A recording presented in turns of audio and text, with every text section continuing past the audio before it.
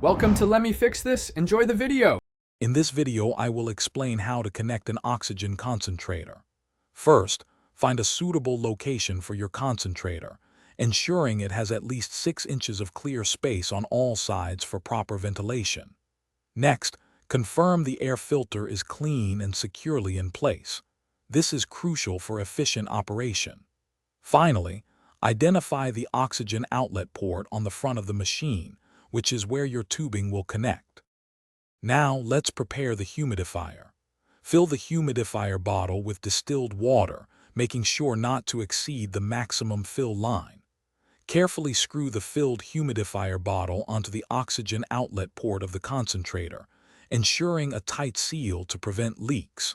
Then, take one end of your oxygen tubing and firmly attach it to the outlet nozzle on the top of the humidifier bottle.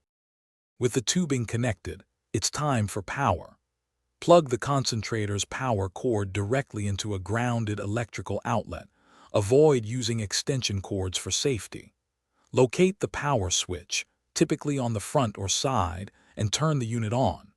Once powered, adjust the oxygen flow rate to your specific prescribed setting using the flow meter dial, which usually has numbers from 1 to 5 or more. Finally, ensure your nasal cannula or mask is fitted correctly and comfortably, allowing for effective oxygen delivery. Remember to clean the air filter weekly with mild soap and water, letting it air dry completely before reinserting it. Regular maintenance ensures optimal performance.